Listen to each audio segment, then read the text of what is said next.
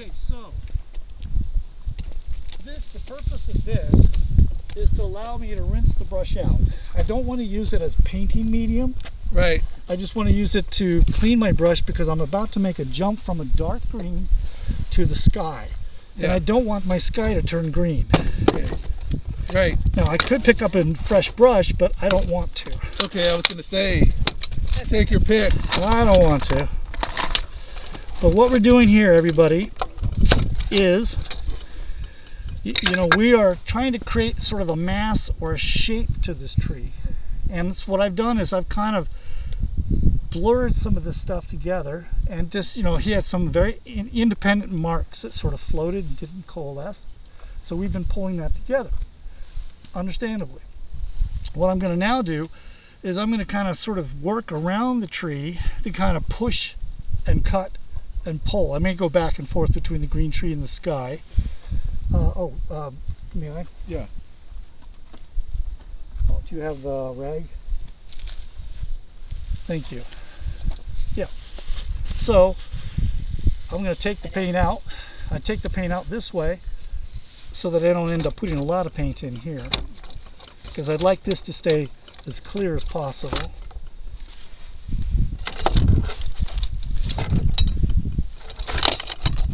Now that's reasonable. Now what I want to do is make sure there's no solvent in here. You know, solvent will get up into the ferrule, and then you come back down here and you'll start to mix the color you need, and guess what? It runs back out of the ferrule and it's bringing all the crap that's up there with you, and that's a problem. Yeah. So you just blot really hard up. Yeah, well, I don't squeeze. I just hold it like this. Okay. And if this was a cotton rag or a higher quality paper, this is the recycled kind, and believe me, I believe in recycling, but not when it comes to painting. Oh, good to know. I buy the really expensive stuff, or I try to stay with cotton rags or the shop rags, which I can give you. I think it has somewhat help too. Yeah, so this is now pretty much devoid of crap. However, having said all that, I'm actually going to use the knife to mix. And I'm going to mix kind of a sort of a happy, did I just say that? Good God, did I really? Is that one of the three terms you taught us today? Oh man, please, temperature. Please do not go. As part of temperature. Right. Please do not go online today and say, guess what? My instructor said happy little. Warm? Because I'll never hear the end of it. All right. Little color. Yes. Anyway, so I'm mixing that. Now, because this has titanium in it, it's got some killer coverage power. I mean, it doesn't get more opaque than what's here. So I can actually do a lot. Got the flake white in it. Sorry? Oh, this is flake? Yeah. Oh, even I got titanium right there though. No, let's stick with this. It feels dense. Whose titanium flake white was that? Utrecht. Utrecht. Okay. Yeah, actually it's a good brand and it's cheap as flake white goes. See, that's got a little green cast. I'm trying to kind of negate that. By the way, these are intermediate colors that we mix. He's still only using the red, the yellow, red, blue, but we pre-mixed an orange, we pre-mixed a purple, and we pre-mixed a green. That way you can look at complements. Complement, complement, complement. And it's easy to understand, right? Did you find that helpful? Yeah. Okay. So I just want to push this a little bit towards a purple, kind of a blue purple. And it's not going willingly, but we'll still take it. It's like take no prisoners. Okay, now what I'm going to do here is as I push it more and more towards purple, I'll add more white. It's been a while since I've painted with the Utrecht, but it's a good white. It feels good too, by the way. It feels dense. And we want dense.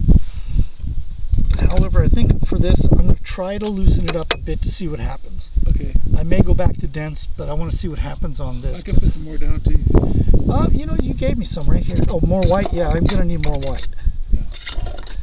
Okay, so this is your magic sauce that you made. The magic sauce. You can see it's thickening up because the OMS, the odorless mineral spirits, is evaporating off.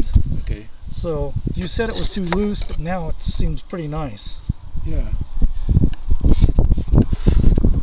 Alright, so yeah, that's fine. Now, you know, with my work, I like that gestural brush movement thing. So I'm gonna do that. I'm gonna actually be thick and expressive with the brushwork in this area. Thank you, sir. Yep. I'm gonna dip a little bit of that. Now, the point here is because there's so much white, in this case flake white, it has remarkable covering power. And what I want to do is I'm squinting to see the shapes. And let's see, I think I want more edges over here, and I want a single edge here. Let's start here. And I'm going to be putting, this is free, I'm going to try to put light against dark, dark against light as much as possible. Okay. Something we'll talk about tomorrow. And that just means you want to try to find the value differences, and you want to make sure that they're being hit. You don't want everything in that mid-tone mush, as a friend of mine says. And you're going to see me pull many different ways.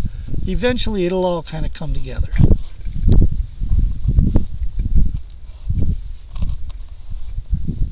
So rather than band, this is what everyone does.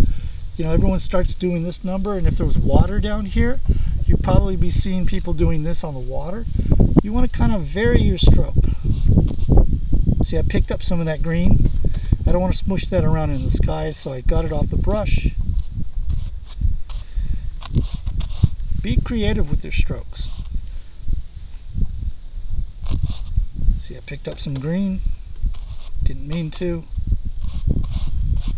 Now up here I'm going to be thinner with the paint application, meaning just to make it different. This causes the eye to go to that edge. I want to come over here, and I like the fact that you saw it was darker in here. And I know things have changed. I want to kind of keep that sense of darker in the sky. And I'll probably put some more of that back over there. But I don't want it to be quite as contrasty as that in this. So let's reduce that. Let's go a little, let's keep a little more of that. This is a brand new palette for him, this surface. So it's pulling out the paint oil. There. When I rake the surface like this, it does a couple things. This is vertical, this is at an angle, this is raking the surface. What that means is I'm drawing the paint across the surface, and there's a shear factor, and it tends to either leave paint sitting on top of paint underneath, or it tends to fill the weave. So we can minimize how much of that cotton weave we see by doing this trick. So are you putting a little more pressure when you rake, or just No, I'm actually using less. Right. I'm trying to use, because what I'm trying to do is to get the paint to sort of, so this texture is activity. It's like visual noise. You want some of it because it's going to be a part of your overall texture, but I think most of the time you want to have less of it in the sky than you do, say, down here. And you want less of it in the background that you do in the foreground. Do you follow? People generally read thicker paint and texture in paint as closer to us, and less texture and less detail in the distance. Generally. Now we'll come to sky holes in a second here. So kind of save your impasto strokes for the foreground? Yeah, I don't want to be religious about that, but yes. You may find that you come back and put impasto further into the painting than you thought at first, but usually that's because you're trying to call the eye to that spot. Composition is the art of leading the eye, and we have various tools at our hand to pull that off. Hard edge, soft edge, light, dark, thick, thin paint, transparent, opaque.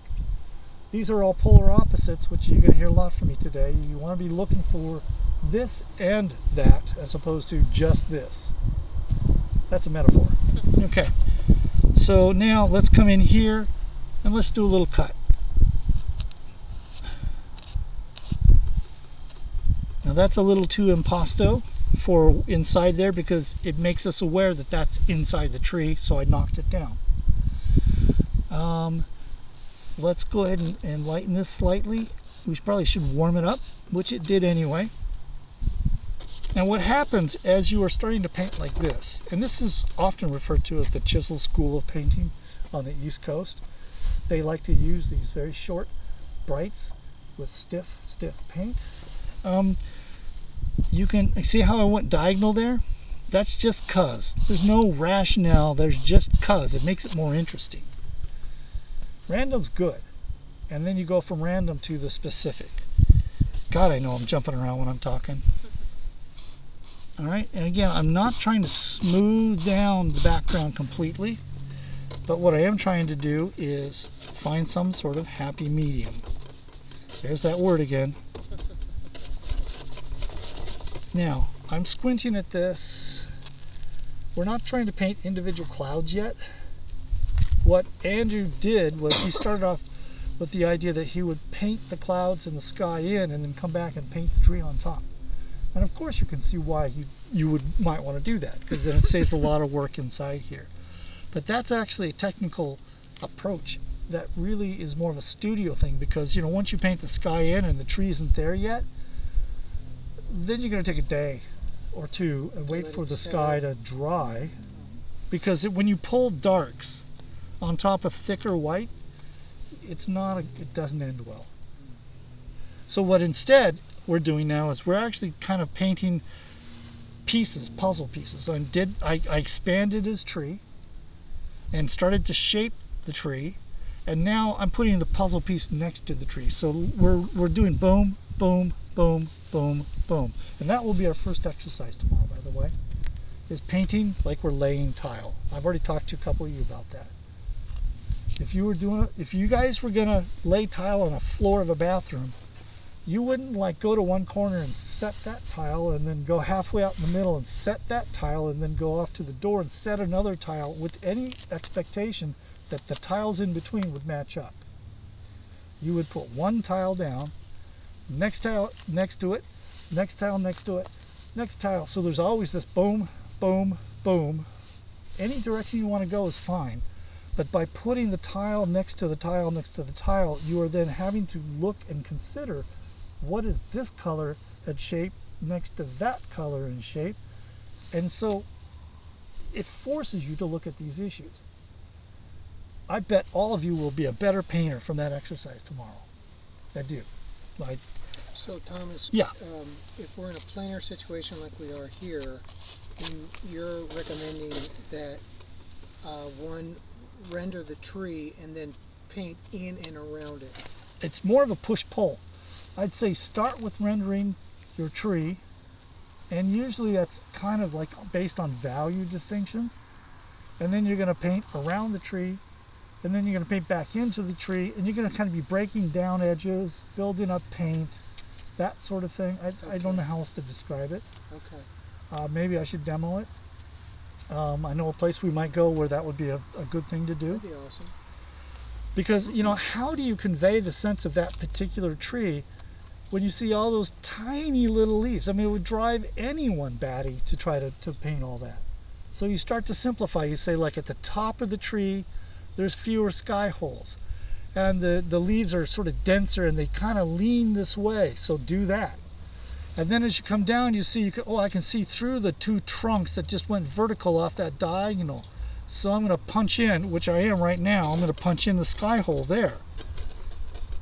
You're making decisions like that. Is this clear enough for you guys? Or am I confusing you? No, it's starting to coalesce. So just like we said, I'm going to go here. The distance between these two is not what's there, but I'm going to leave it. It's going to